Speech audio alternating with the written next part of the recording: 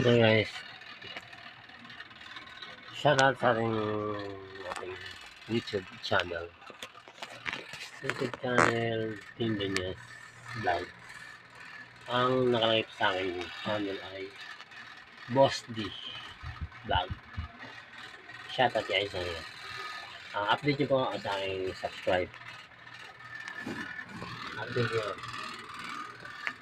And ingat po tayo sa ating ingat po tayo pa panahon yan guys.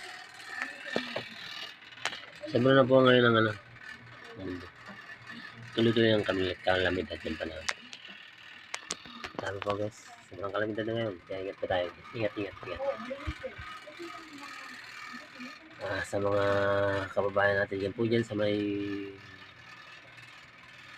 babansa, ingat po tayo mga idol. Sa Pilipinas, yun po ngayon ang tinutumbok ng mga lindol. Nag-ingat po tayo mga idol. Salam po tayo mga idol. Kasi hindi po natin hawak ang ating buhay. Siya lang po ang nakakalam mga idol. Siya lang po. Ako bago matagal na rin po ako sa may YouTube. Pero tumigil po. Ngayon pinagpatuloy ko na lang guys. Kasi meron din po akong FB.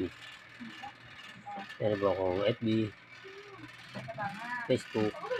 Meron po ako. Search po lang ang Tindanyas. At sa Instagram guys, meron din ako dyan guys. Instagram. Tindanyas din po ang nakalagay dyan guys. Update yan lang po guys ang aking vlog. Kasi simula ko lang 2 years na po guys nag-umpisa. Pero okay lang. Tuloy lang lang. Gusto ko yung vlogger. Tingnan. Kabuk. Boss D. Shoutout guys. Ito na kayo nag-glass guys. Huwag sila guys. Nakakayo matutulog na guys. So yan na. Kaya natin nilis ang Panginoon guys. Kailangan natin tayo manalangin po sa Kanya mga idol.